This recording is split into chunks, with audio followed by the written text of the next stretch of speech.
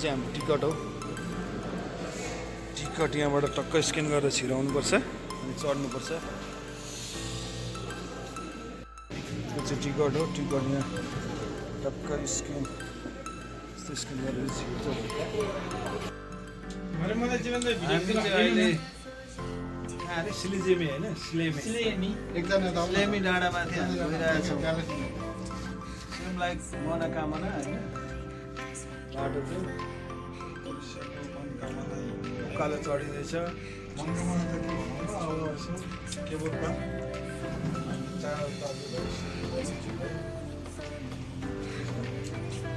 रमाइलो भइरहेछ।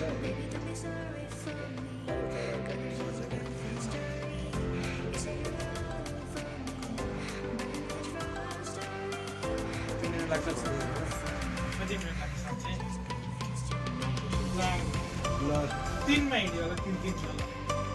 माथिको डाँडामा पुग्ने हो।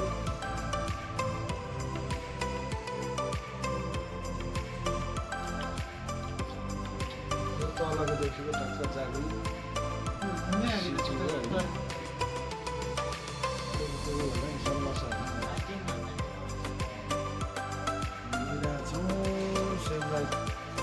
मनोकामनाको जस्तो उकालो लाग्यो डाँडा बनिरहेछ।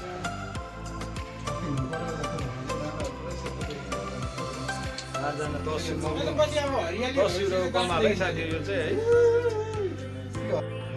क्रोसियाको स्लेजेमे हो क्या। स्लेजेमे के अरे स्लेमी भन्ने ठाउँ सेमलाई मनोकामना चन्द्रगिरी जस्तो केवल जङ्गल पुरै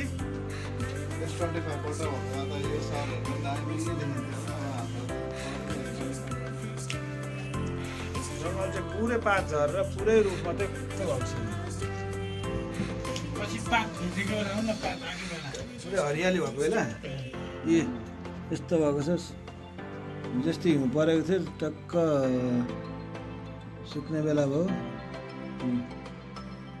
सुटिदिनु परेछ।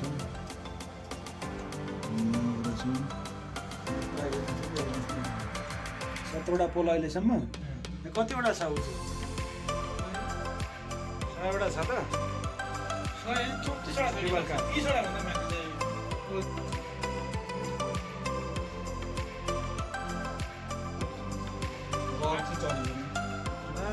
माथिको टावर भएको ठाउँमा छ।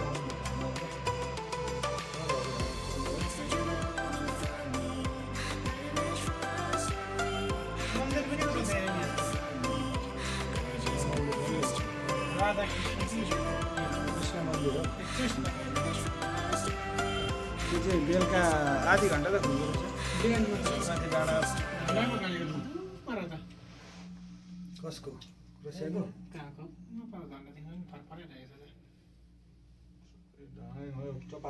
यो हल्का हल्का परेको रहेछ। सन्न आइरहेको छ। हाम्रो यात्रा यता छ है गाइस। अहिले तल चाहिँ जाग्रेब सिटी हो।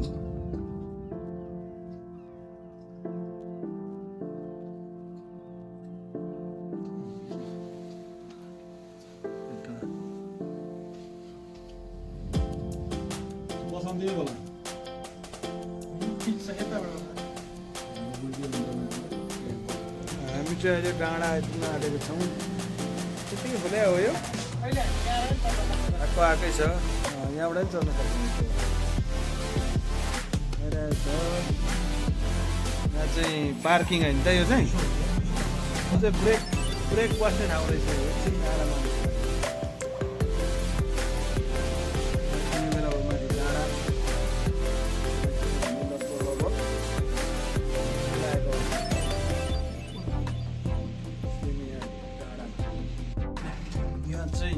हिउँ छ हल्का।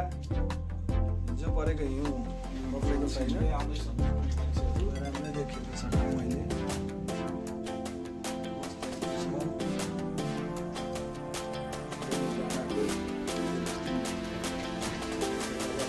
ठुलो छ यो डब्बा ठुलो छ होइन त। 12 बन्न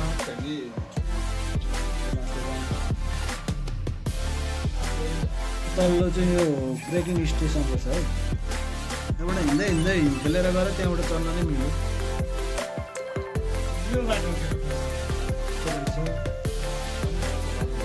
बस गाडीहरू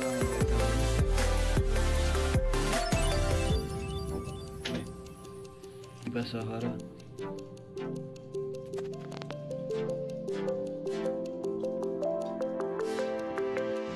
गन्तव्य जाने माथि डाँडा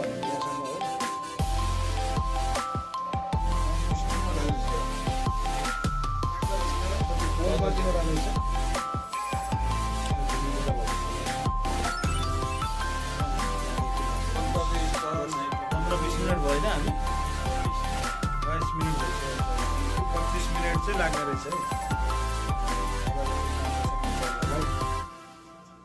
25 मिनटमा चाहिँ आइपुगेला जस्तो माहौल छ। टावर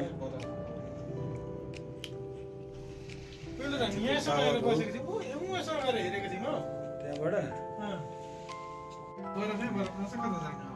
खेलाइरहेको छ यहाँ तल लेउमा खेलिरहेछन् कुकुर सहित मान्छे पुलिसहरू।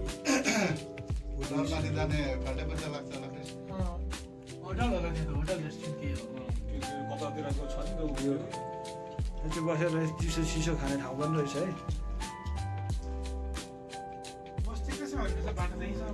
29वटा पोल भयो यो भनेपछि 30वटा पोलमा चाहिँ इन्ट्री नै हुने रहेछ ल माथि टपमा।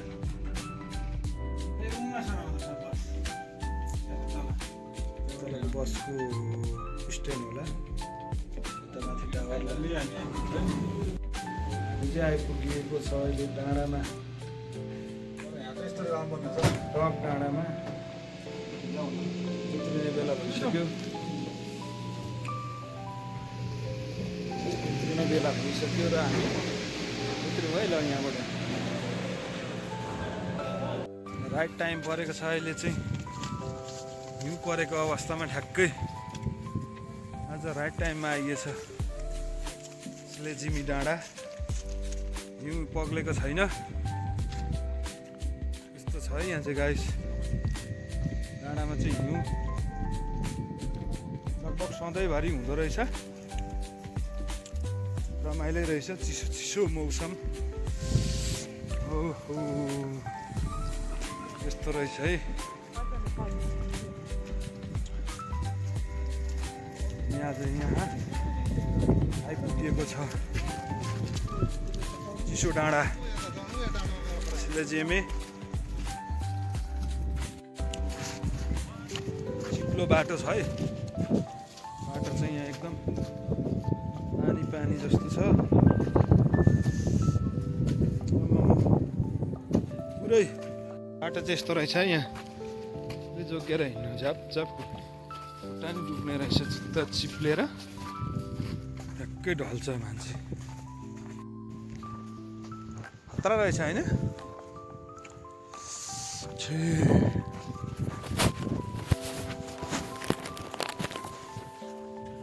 रमाइलो छ नि यतिको ठाउँ गाइस। एकदम चिसो ठाउँ लेटी खालको। हेर्नुहोस् कस्तो हिमाल चढे जस्तै फिल भएको छ।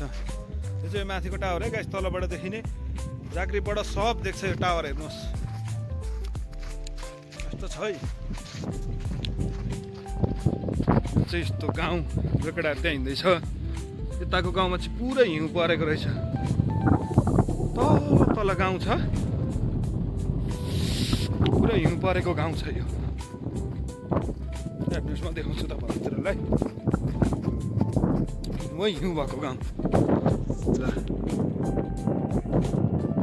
look at this।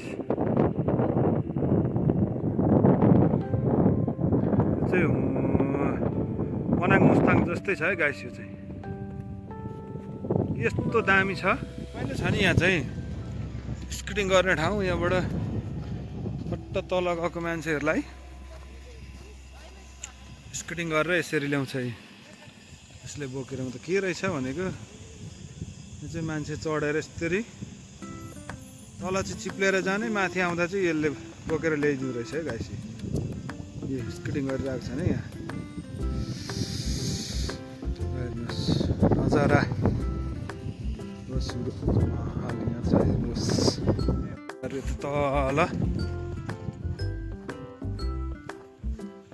ट्रेकिङवाला यो चाहिँ हिउँ सोर्ने मेसिन। यहाँ बाटो खुल्ला गर्नु पऱ्यो भने यसले सट्ट सोरिदिन्छ, चिल्लो बनाउँछ गाडीको बाटोहरू। हिउँ सोर्ने डोजर हेर्नुहोस् यस्तो छ है। यो चाहिँ बरफ सोर्ने डोजर हो। मेरो केटाहरू त फोटो सुट्नु व्यस्त छ। हेर्नुहोस् नजारा तल्लो गाउँतिर पल्लो गाउँतिर पुरै हिउँ परेको छ डाँडा डाँडा पारी। यतातिर चाहिँ खेलिरहेको छ। सबै हिउँ खेल्न पर्ने बित्तिकै चाहिँ यो डाँडामा आउँदो रहेछ क्या। केटाहरूको यहाँ फेरि सुट खतरा चलिरहेको छ, फोटो सुट।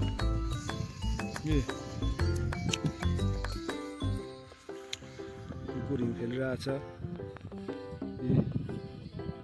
कुकुरले जाँदैन हेर्नुहोस् ल।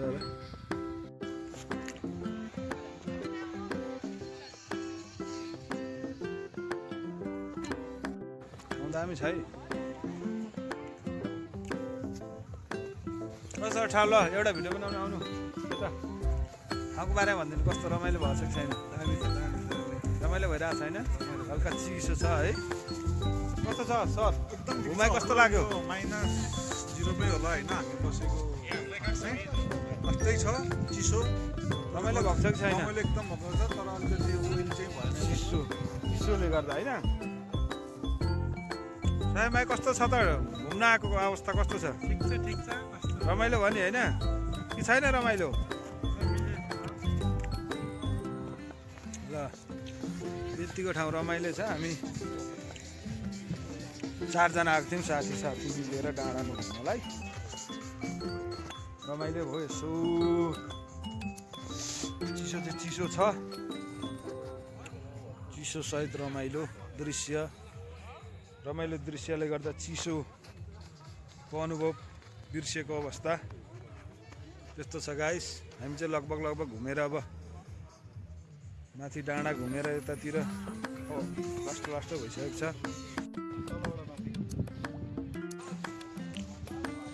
यस्तो छ यहाँ हिउँ खेल्ने स्केटिङ गर्ने मान्छेहरू घुमिराख्नु भएको छ।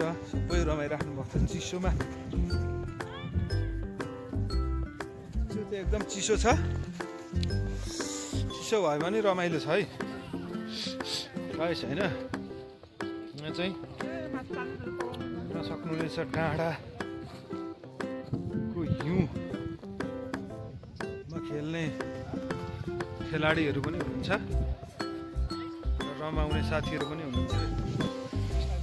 Wow look at this, very nice.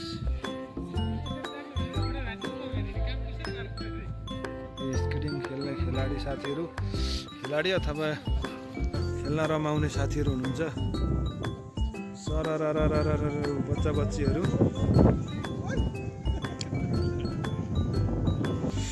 Skating खेलेर यो डाँडादेखि पारी कटेको छ। ऊ तलको डाँडामा पनि चिप्लिरहेको छ मान्छे। माथि पारीको डाँडामा पनि जाँदो रहेछ क्या। Wow very nice.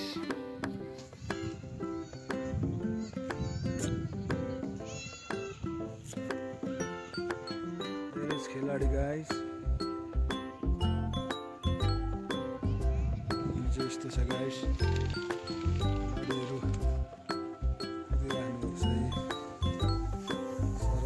छिप्लेर भाइहरू सानो पिक्चरहरू टक्कै रेडी भइसकेको छ। हाम्रो दिदी बहिनीहरू कारमा लाएर हिँडेको छन्। यस्तो छ गाइस यहाँ के कान्छेहरू टक्क हिँडेको छन्।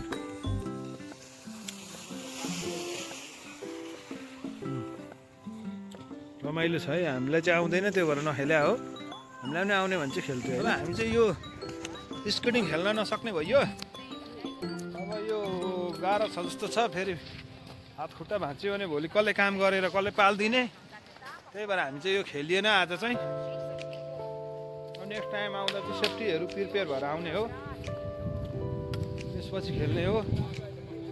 उता जहाँ चाहिँ सर र चिप्लेर जाने, उभो आउँदा चाहिँ यो आइरहेको केबल कार जस्तो एउटा उसले बोकेर ल्याइदिन्छ।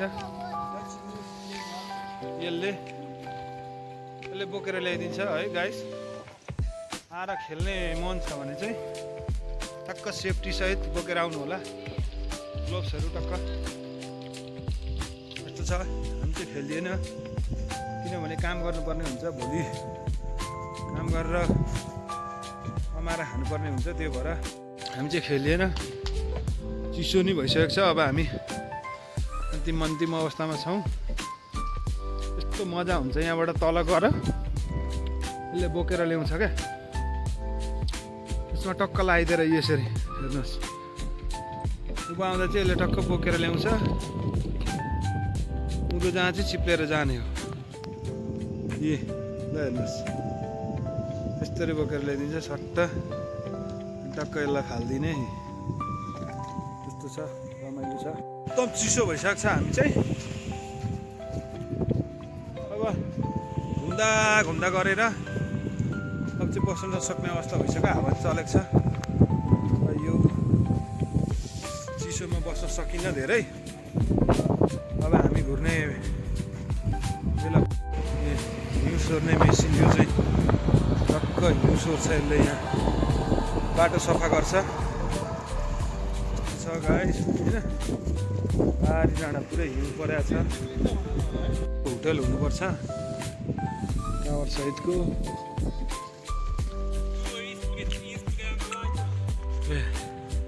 एउटा हावामा बसेको होटल, माथि टपमा समेत त्यसलाई हुनुपर्छ। यो चाहिँ सामान बोक्न सकिन्न नि त, तलबाट माथि ल्याउँदाखेरि यसरी पक्रेर लिएर आउने हो। त्यस्तो छ।